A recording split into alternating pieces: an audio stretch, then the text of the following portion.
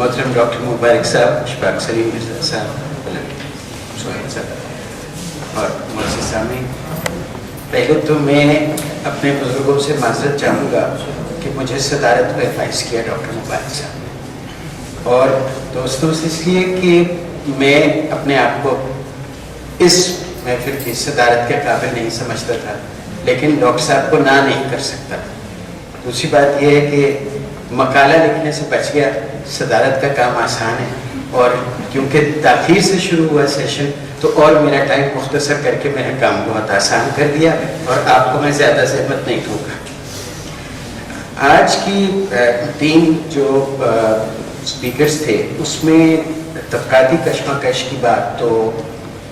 بار بار آئی، اور یہ بات سمجھ میں آئی کہ قانون سازی جو ہے وہ طبقاتی کشمکش کے شاید نتیجے میں ہوتی ہے۔ جو ایک لفظ جس کا میں منتظر تھا کہ اس کو ڈائریکٹلی استعمال کیا جائے گا اور وہ بنیاد سمجھائی جائے گی، وہ موجود ہے ان تمام باتوں میں، لیکن وہ ہے لفظ ارتقاء اور ایوولوشن۔ سوسائٹیز میں ایوولوشن کیسے ہوا، وہ سوسائٹیز کا جو ایوولوشن یا ارتقاء ہے سماج کا، وہ مختلف دنیا کے حصوں میں مختلف شرح پر ہوا، اس کی کیا وجوہات ہیں وہ تو اب یہ اسکالرس جو ہیں یہ تحقیق کریں گے، لیکن ڈاکٹر صاحب سے نجی محفلوں میں جب بھی کوئی سوال پوچھتا ہوں تو وہ مجھے کہتے ہیں کہ آپ خود اس پہ کچھ تحقیق کر کے اور مقالہ لکھیں۔ تو سوال پوچھنے سے میں ڈاکٹر صاحب سے تو ڈر گیا ہوں، لیکن آپ لوگوں کے سامنے جو سوال پیدا ہوتے ہیں وہ ان آج کے مقالہ جات میں سے وہ پیش کرنا چاہوں گا، اور اس پر کچھ تحقیق جو ہے وہ کرنی پڑے گی۔ اس میں ہمیں ملٹی ڈسپلنری اپروچ کے لیے ہسٹورینس بھی چاہیے اور لائرس بھی چاہیے، کیونکہ یہ اتنا واسٹ سبجیکٹ ہے قانون کی جب بات ہم کرتے ہیں کہ قانون کے کس پہلو کی بات کر رہے ہیں۔ یہ آج تو آئین اور ان پر مرتکز رہی بات، لیکن اگر میں یہ کہوں کہ آج کے جو بیشتر معاشرے ہیں، سماج ہیں، اس میں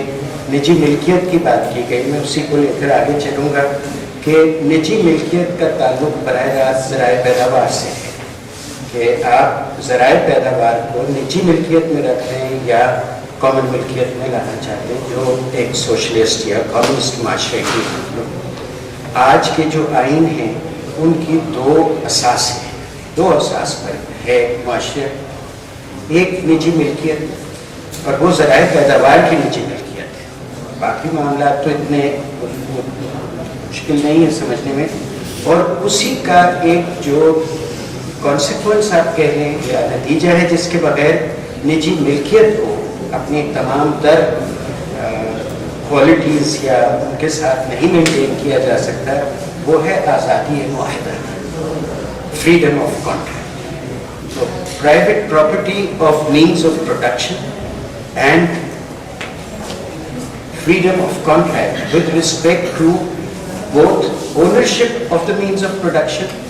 and the distribution of the surplus that is generated or whatever is produced. یہ 2 بنیادی اساسیں ہیں۔ اب کوئی بھی سماج کسی وقت پر جب آپ اس کا تجزیہ کر رہے ہیں تو وہ ان 2 چیزوں کو کس طرح سے دیکھتا ہے اور کس طرح لے کر چلتا ہے، یہ ایک بہت کریٹیکل ایریا ہے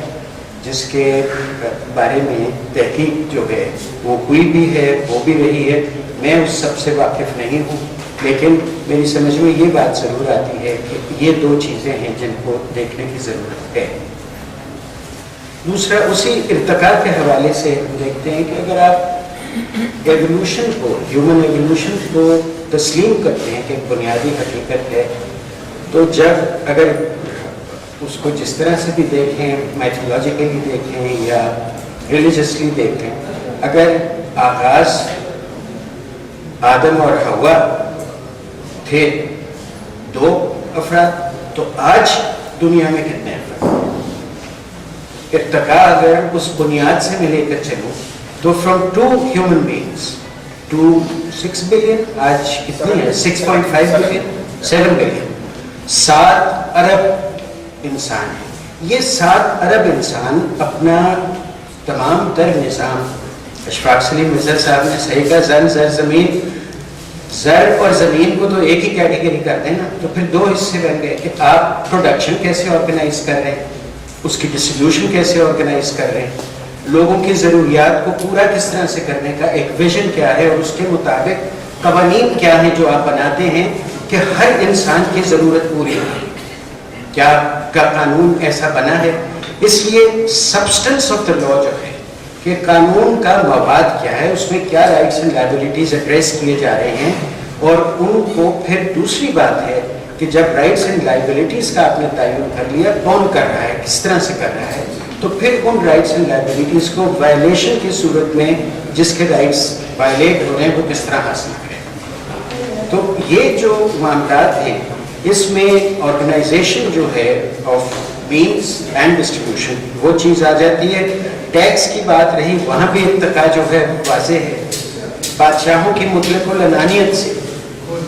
جو سلیوری کو بھی میں اسی تناظر میں دیکھتا ہوں. سلیوری جو ہے وہ مینز آف پروڈکشن کے مینز ہے، ان کی جو پروڈیوس ہے وہ 100% لے لی جاتی ہے تو سلیوری ہے. اگر آج مجھ سے جو کچھ میں کماتا ہوں جس طریقے سے بھی جو بھی میرا ذریعہ معاش ہے، اگر مجھ سے 100% لے لیا جائے تو میں سلیو ہوں، اور مجھے صرف اتنا دیا جائے کہ میرا جسم اور روح کا رشتہ قائم رہے، میں زندہ رہوں تاکہ اگلے دن میں پھر کام کر سکوں، تو وہ سلیوری ہے. اس کانسیپٹ کو میں ایولیوشنری ارتقاء میں دیکھنا چاہتا ہوں with the concept of minimum wage today. آپ اٹھا کے دیکھیے، قانون آپ کو ملے گا، باقاعدہ قانون پاکستان میں موجود ہے کہ آج کا کم از کم اجرت کیا ہوگی. وہ کم از کم اجرت جو ہے وہ تو پھر فارمل سٹرکچر میں ہے، جو گھریلو ملازمین ہیں جہاں اجرت ہے ہی نہیں. تو یہ تمام تر چیزیں جو ہیں اس کو وہ ارتقائی تناظر میں دیکھتے ہوئے، اور بہت محنت طلب اور تحقیق طلب ایشوز ہیں، ان پر آج کے جو اسپیکرز ہیں انہوں نے تو بات اپنے اپنے پیرائی سے کی ہے، لیکن بہت براڈ بیسڈ ہے. اور اگر اسپیسیفک ایشوز ہیں جن پر ہم لوگ چاہیں کہ کچھ جواب ہمیں ملیں، تو عرفان حبیب صاحب کا کام ہے انڈیا کا، وہ مغلوں کا دور کس طرح سے آرگنائز تھا، وہ 5000 10,000 کیسے تھے، وہ 1860 میں جب 1857 میں جنگ آزادی ہم تو کہتے ہیں، وہ کہتے ہیں میوٹنی ہوئی، تو انگریز نے میوٹنی کے جو اخراجات تھے ان کو پورا کرنے کے لیے پہلی مرتبہ اشفاق صاحب پہلی مرتبہ 1860 میں انکم ٹیکس لگایا تھا بر صغیر میں. تو وہ بھی اس کی وجہ یہ تھی کہ ہم نے پیسہ جو ہمارا پیسہ خرچ ہوا ہے ہمارے ٹیکس پیئر کا اس میوٹنی کو کرش کرنے میں، وہ پیسہ یہ ہندوستانی جو ہیں بر صغیر کے یہ پورا کریں گے. ان کو انکم ٹیکس لگا کر 1860 میں ہم سے لیا گیا تھا. بس میں اتنا ہی کہہ کر اپنی بات کو مکمل کرتا ہوں. ڈاکٹر صاحب آپ کا بے حد شکریہ، آپ نے مجھے یہ اعزاز بخشا، میں اس کے قابل ہوں.